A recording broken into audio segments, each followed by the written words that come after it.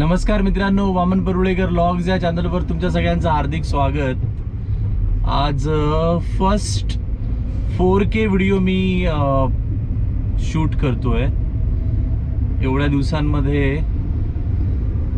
Resolution जे होतं ते मी कमी ठेवून करत होतो शूटिंग. म्हटलं आज जरा 4K टेस्ट करूया, कारण तुम्हाला माहिती आहे 4K ला साईज जास्ती लागते आणि प्रोसेसिंगमध्ये वेळ जातो वगैरे वगैरे बऱ्याच गोष्टी आहेत, पण क्वालिटी मात्र जबरदस्त मिळते.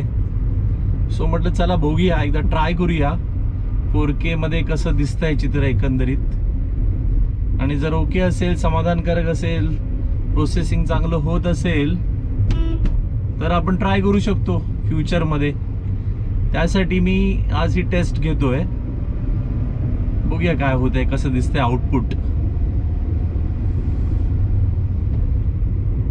आणि सध्या कोकणात आहे, सध्या वेंगुर्ल्यात आहे, तर म्हटलं अजून कोणता परिसर असा असेल की जिथे याची टेस्ट चांगल्या प्रकारे आपल्याला घेता येईल, म्हणून मुद्दाम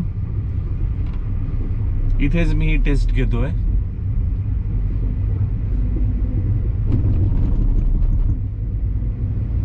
दिसायला तरी छान वाटतंय. वेंगुर्ल्यात आहे मित्रांनो मी, वेंगुर्ला हायस्कूलच्या जवळ. वेंगुर्ला हायस्कूल, वेंगुर्ला जुना हायस्कूल.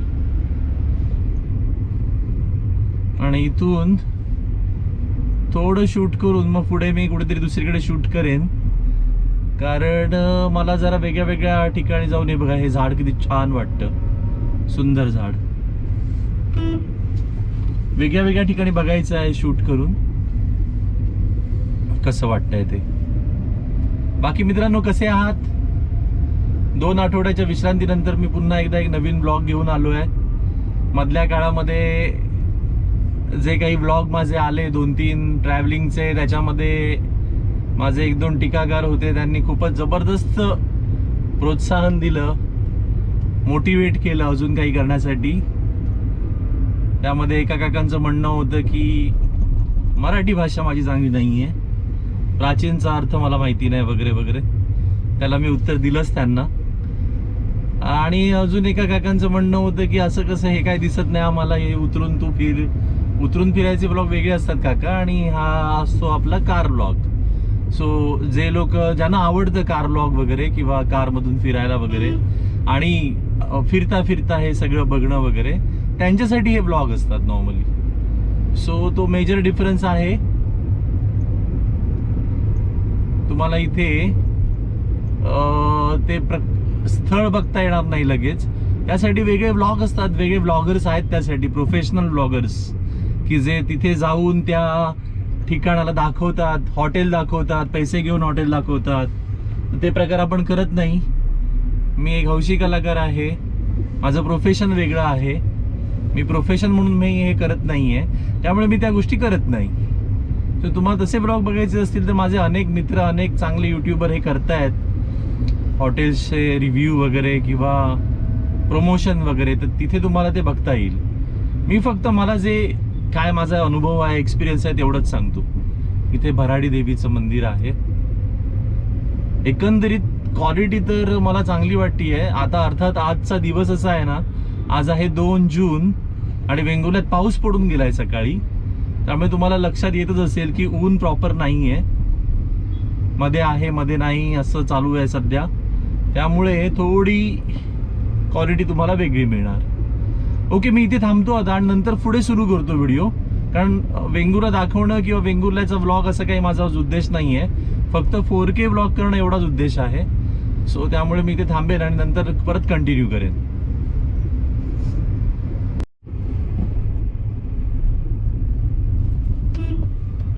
पीराचा दर्गा, वेंगुर्ल्यातील फेमस चौक. त्या पीराच्या दर्ग्याकडून वेंगुर्ला बंदर इथपर्यंत आपण जाऊया आणि आपलं जे टेस्टिंग आहे 4Kचं ते कंटिन्यू करूया.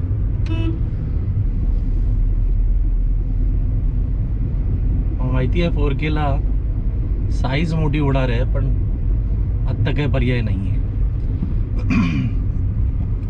बाकी आता पावसाळा येतोय लवकरच, केरळमध्ये 2 तारीख म्हणजे आजच पाऊस येईल अशी शक्यता आहे. आपलं जे वेदर डिपार्टमेंट आहे त्यांनी ती शक्यता वर्तवलेली आहे. इथे ब्रिज कँडी, जुनं ब्रिज कँडी आणि आताचं उपजिल्हा दर्जाचं मुख्यालय आपलं हॉस्पिटल इथेच आहे. पण तेवढ्या सुविधा नाही आहेत तिथे. एकेकाळी ब्रिटिशांनी ब्रिज कँडी हॉस्पिटल सुरू केलेलं होतं. कँडी डिस्पेन्सरी मला वाटतं. बऱ्याच गोष्टी ज्या आहेत मुंबईत आणि वेंगुर्ल्यात ज्या आहेत त्याच्यामध्ये साम्य आहे. जसं की तुम्हाला माहिती आहे आपल्याकडे क्रॉफर्ड मार्केट पण आहे वेंगुर्ल्यात. फार कमी लोकांना माहिती असेल की मध्यंतरी मी एक रिसर्च करत होतो किंवा पेपर लिहित होतो, त्यावेळी काय मला वाटलं की चला वेंगुर्ल्याचे जरा रेफरन्स घेऊया. त्यावेळी मला काही रेफरन्स सापडले की ज्यात ती टीम ज्यांनी काम केलं आहे क्रॉफर्ड मार्केटसाठी, त्यांनी इंजिनियर्सची टीम ब्रिटिशांच्या काळातली, त्याची माहिती मला मिळाली. आणि त्याच टीमने वेंगुर्ल्यातलं हे मार्केट जे आहे डिझाईन केलेलं होतं. सो अनेक अशा गोष्टी आहेत ब्रिटिशांनी त्यावेळी छोट्या स्केलला वेंगुर्ल्यात आणल्या आणि मोठ्या स्केलवर त्या ऑलरेडी होत्या. किंवा त्या दरम्यान मुंबईमध्ये किंवा इतर ठिकाणी सुद्धा ब्रिटिशांचं जिथे जिथे प्रामुख्याने जी सत्ता होती त्या भागामध्ये त्यांनी ते केलेलं होतं. अशी अनेक कामं, वेंगुर्ला पोर्ट असेल किंवा कम्युनिटी हॉल असेल. हे बघा आपण आता दाभोसवाडा या भागामध्ये आलो आहे, वेंगुर्ला बंदराच्या अगदी जवळ.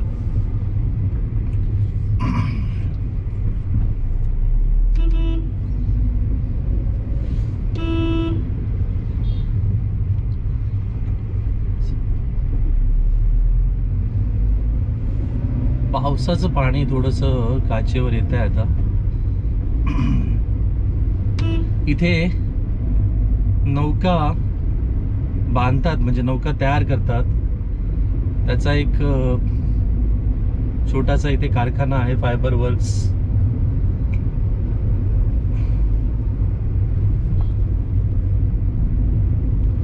अर्थात आता पर्यटकांची संख्या कमी झाली आहे, तशी तुलनेत पर्यटक कमी झालेत. आज तारीख 2 आहे, सो तुम्हालाही माहिती आहे. आणि त्यातही समुद्र खवळलेला आहे, त्यामुळे आता समुद्रात जायला पण बंदी आहे सगळ्याच प्रकारच्या नौकांना. इथे दुकानं पण बंद दिसत आहेत बघा. संध्याकाळच्या वेळी अर्थात जास्तीच रेलचेल असते इथे, आता तेवढी नाही आहे. आता पर्यटक आले असतील थोड्याफार प्रमाणामध्ये. इकडे तुम्हाला मी येताना समुद्र दाखवायचा प्रयत्न करेन. किंवा वेंगुर्ला बंदर सध्या बंद आहे मित्रांनो, त्यामुळे वेंगुर्ला बंदरावर काही बघण्यासारखं नाहीये. इथे सध्या बंद ठेवलंय त्यांनी, कारण कन्स्ट्रक्शन चालू आहे जोरदार, त्यामुळे तिथे जाता येत नाही. आता इथे बघा हे एक चॅपेल आहे, त्यातल्या त्यात प्रेक्षणीय असं GA पासिंग, गोवा पासिंग, सगळे गोव्याचे जे टुरिस्ट आहेत इथे आलेले आहेत फिरायला. गोव्यातल्या लोकांना एक मोठा गैरसमज असतो की फक्त MH पासिंग गाड्याच गोव्यात जातात. तर इथे तुम्ही वेंगुर्ल्यात बघितलात तर वेंगुर्ल्यात तुम्हाला मॅक्झिमम GA पासिंगच्या गाड्या दिसतील की जे फिरायला येतात. हे बघा हा समुद्राचा इथे व्ह्यू मिळतो, असा सुंदर व्ह्यू. अर्थात मी U-टर्न घेतलं गाडीचं, तुम्हाला थोडंसं अजून क्लिअर होईल.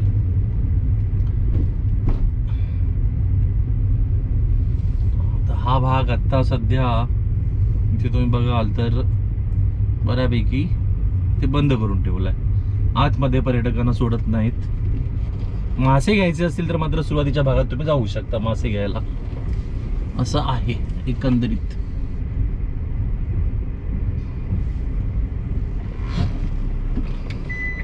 हा सागर बंगला फार जुना.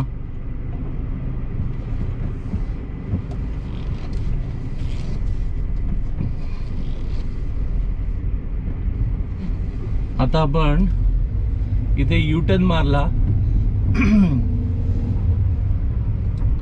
ह्या हॉटेलचं नाव वाचणं खूप डिफिकल्ट जातं, पण बहुतेक मस्का वगैरे काहीतरी आहे.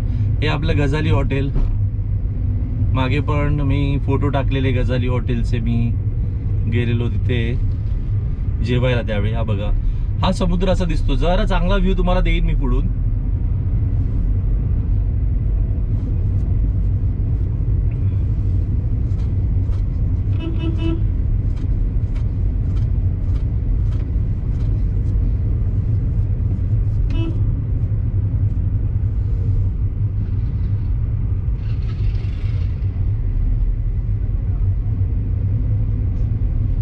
पर्यटक आलेले आहेत आणि चॅपेलमध्ये जायचा प्रयत्न आहे त्यांचा. बहुतेक काहीतरी आहे विषय. ओके, सो इथे बघा, इथे तुम्हाला हा जरा मी वळवतो गाडी. हा, आता इथून व्ह्यू दिसेल. हा बघ, खूप सुंदर व्ह्यू मिळतो इथून. कारण एकतर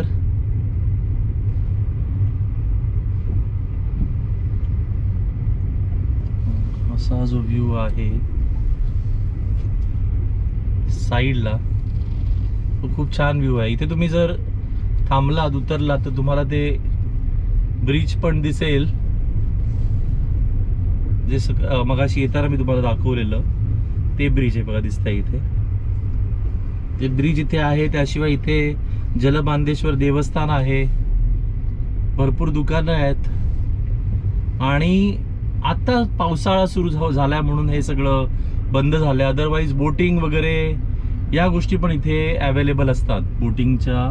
बोटिंगची जी फॅसिलिटी आहे ती सुद्धा अवेलेबल असते, पण आता सध्या मात्र बंद आहे. तरी पर्यटक अजून येत आहेत. काही उरलेले पर्यटक जे आहेत, उरलेले म्हणजे ज्यांचं लेट झालंय, प्लॅनिंग खूप लेट चाललेलं होतं, शेवटी त्यांना सुट्टी मिळाली, असे जे पर्यटक आहेत ते अजूनही वेंगुर्ल्यामध्ये येत आहेत. इथे तर अगदी जवळ समुद्र आहे. म्हणजे ह्या ज्या नौका दिसत आहेत तुम्हाला सगळ्या, त्या थोड्याच दिवसात आता पार्क होतील, पण इथे बाजूलाच समुद्र आहे. एक रस्ता आत जातो.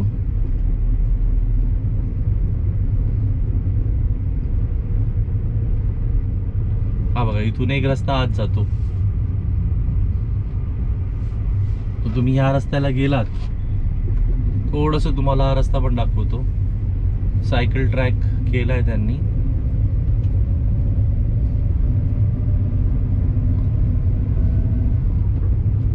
पण इथून आता व्ह्यू नाही मिळत आहे समुद्राचा आपल्याला. असा समुद्राचा व्ह्यू मिळाला असता तर आपण दाखवला असता समुद्र.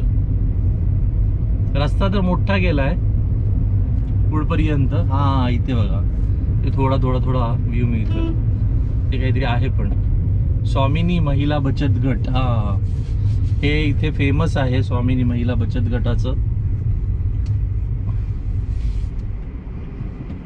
मागे जे दिसत होतं ते.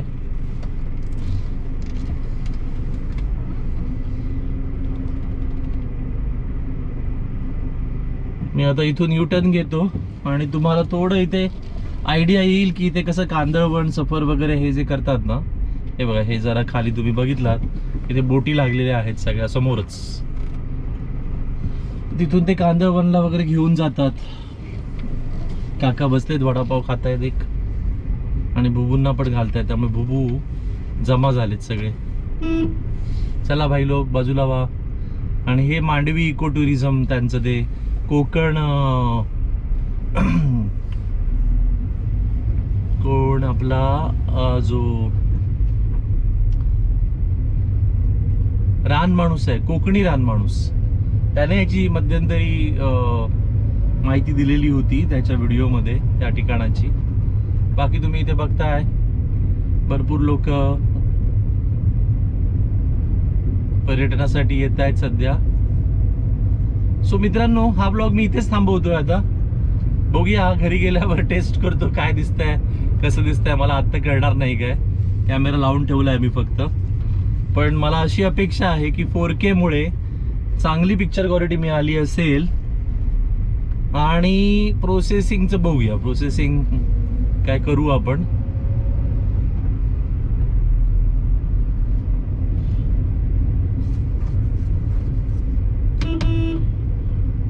चलो बाजूला हो. मार्केटमधून जाऊया आपण मुद्दाम. अर्थात मार्केटचा हल्लीच मी ब्लॉग टाकलाय, सो काय त्यात नवीन नाहीये. दुसरा कुठला अल्टरनेट रूट नाहीये आपल्याकडे जायला. आहे एक रूट, चला तिथून दाखवतो मी तुम्हाला. सो थोडं आतून असं जाऊया. इथे थांबवतो मी ब्लॉग आणि पुन्हा कंटिन्यू करेन.